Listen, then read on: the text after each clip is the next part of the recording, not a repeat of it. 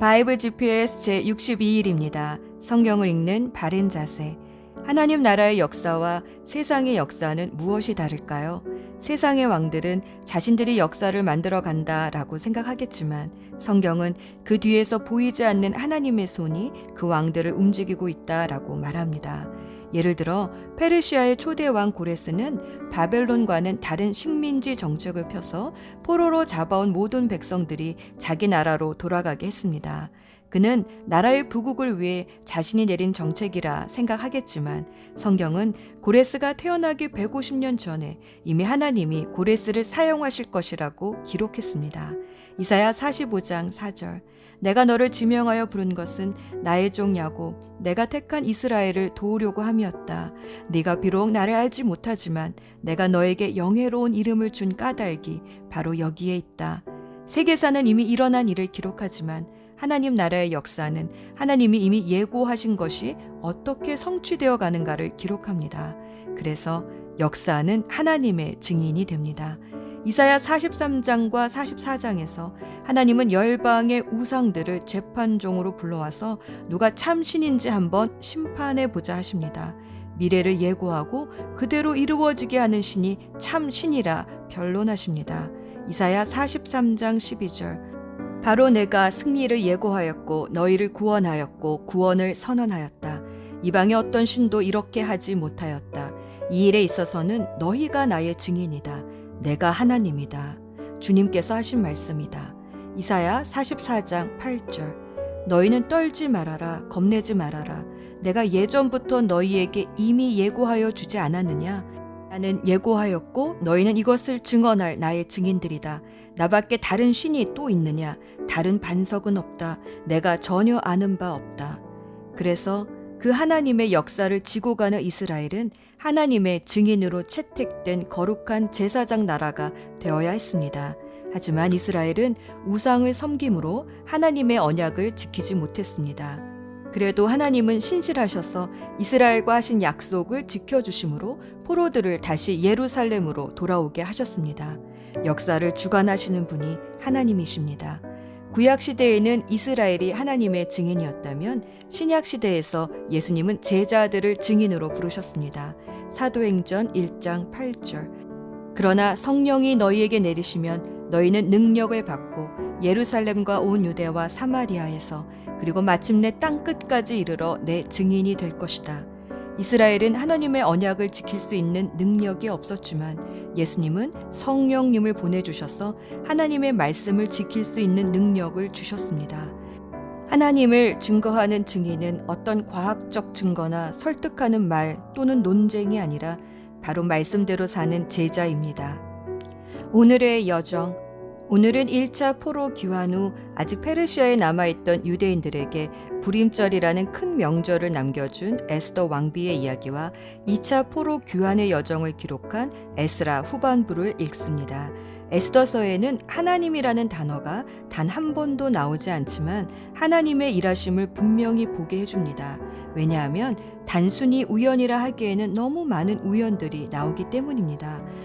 고아가 된 조카 에스더를 모르드게가 친딸로 키우게 된 것도, 와스티 왕후가 갑자기 폐위되고 뜻하지 않게 에스더가 미인 선발 대회 나가 왕후가 된 것도, 삼촌 모르드게가 당시 제1인자였던 하만의 미움을 받은 것도, 그래서 하만이 모르드게를 죽이려고 장대를 만들어 단 그날 밤에 아하수에로 왕이 잠이 안 와 왕궁 일지를 읽다가 모르드게가 왕의 암살범을 밝혔으나 아무 상을 받지 못했다는 것을 그때 마침 알게 된 것도, 그때 마침 하만이 왕에게 들어와 모르드게를 모함하려다가 오히려 왕이 하만에게 모르드게에게 상을 주라고 명령하게 된 것도, 에스더 왕후가 하만이 자신과 자신의 민족을 죽이려 한다는 것을 밝히고 호소할 때 왕이 화가 나서 잠깐 밖에 나갔다 다시 들어오는데 그때 마침 하만이 에스더의 침상에 엎드려 있는 모습을 보고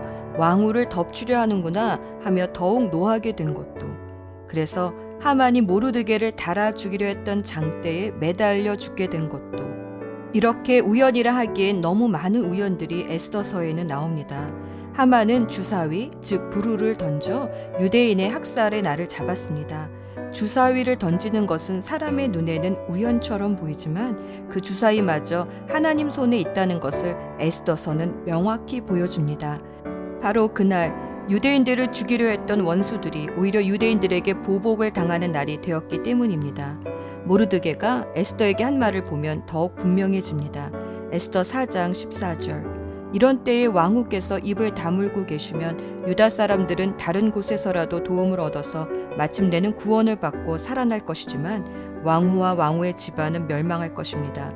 왕후께서 이처럼 왕후의 자리에 오르신 것이 바로 이런 때를 위한 것인지 누가 압니까? 무대 위의 배우들을 움직이게 하는 것은 무대 뒤에 보이지 않는 감독입니다. 하나님은 바로 이 감독과 같습니다. 하지만 무대 뒤의 감독과 달리 하늘의 감독자 하나님은 우리에게 선택권을 주셨습니다.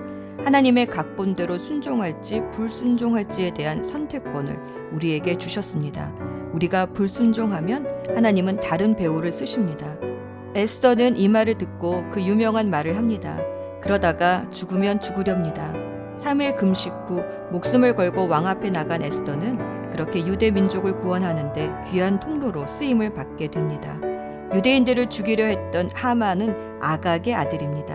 아각은 아말렉 왕의 호칭입니다. 즉 하만은 아말렉 왕족으로 포로로 잡혀온 사람이었던 것입니다. 출애굽 광야에서부터 이스라엘을 죽이려 했던 아말렉의 후손, 하나님께서 내가 대대로 싸우겠다 하시던 그 아말렉의 후손은 페르시아 포로 시대까지 쫓아와 유대인들을 몰살하려 했으나 하나님은 약속대로 대신 싸워주셔서 유대인을 몰살하기 위해 주사위를 던져 잡은 날을 오히려 원수에게 보복하는 날, 즉 불임절이 되었습니다.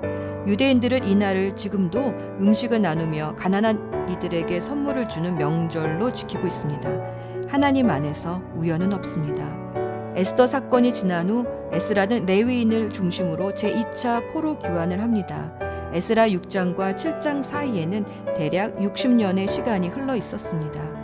에스라가 돌아와 보니 예루살렘은 무엇보다 영적으로 황폐해져 있었고 유대인들은 주변의 이방 여인들과 결혼하면서 다시 이방 종교로 섞여가고 있었습니다. 이것을 본 에스라는 크게 분노하고 슬퍼하며 온 백성을 예루살렘 성전으로 불렀습니다.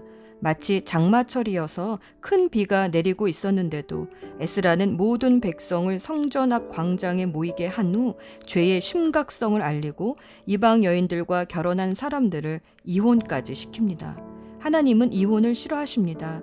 마지막 선지서인 말라기에서 다시 한번 젊어서 결혼한 아내를 배신하지 말고 이혼해서는 안 된다라고 강조하셨습니다. 에스라 시대의 이방 여인과의 이혼은 이방 문화와 섞여서 다시 우상 숭배의 길로 빠지지 않기 위한 결단으로 이해하면 좋을 것 같습니다. 예수 전망대.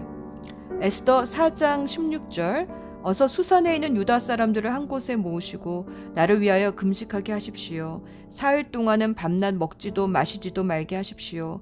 나와 내 시녀들도 그렇게 금식하겠습니다. 그렇게 하고 난 다음에 법을 어기고서라도 내가 임금님 앞에 나아가겠습니다. 그러다가 죽으면 죽으렵니다. 지금까지 성경에서 예수 그리스도의 모형을 보여준 사람들은 대부분 남성들이었는데 에스더에서는 여성으로서 예수 그리스도의 모형을 보여줍니다. 모형이란 원형의 그림자입니다. 에스더는 예수님이 목숨을 걸었던 것처럼 하나님 백성을 구하기 위해 목숨을 걸고 왕 앞에 나아갑니다. 그리고 왕의 은혜를 얻습니다. 에스더가 왕 앞에서 자신의 백성을 구해달라고 호소하고 간구했듯이 예수님은 지금도 하나님 보좌 우편에서 우리를 위해 중재의 간구를 하십니다. 로마서 8장 34절 말씀. 누가 감히 그들을 정죄하겠습니까? 그리스도 예수는 죽으셨지만 오히려 살아나셔서 하나님의 오른쪽에 계시며 우리를 위하여 대신 간구하여 주십니다. 사탄은 창세기 3장 15절에서의 원복음을 들은 이후로 계속해서 메시아가 태어나기로 약속된 유다 민족을 말살시키려 해왔습니다. 페르시아에서도 하만은 그저 자기 눈에 거슬렸던 모르드게뿐 아니라 모르드게의 민족인 유다 민족 전체를 멸절하려 했습니다. 하지만 이 모든 것을 아신 하나님은 이들의 위협을 오히려 원수 갚는 복수의 날로 바꾸셨습니다. 사도 바울은 우리는 사람을 적대자로 싸우는 자가 아니라 하늘의 악한 영들과 싸우는 자라고 말합니다. 우리의 진짜 원수는 마귀 사탄입니다.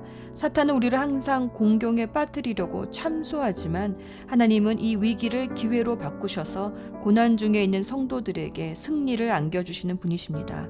기도합시다. 모든 것보다 앞서서 예비하시는 하나님, 앞일을 모르는 불확실한 시대를 살았던 모르드게, 에스더, 에스라는 하나님 앞에서 흔들리지 않았습니다. 이들처럼 오늘도 성경을 읽으며 눈에 보이지만 불확실한 세상이 아니라 보이지 않지만 확실하신 하나님을 붙잡게 하옵소서.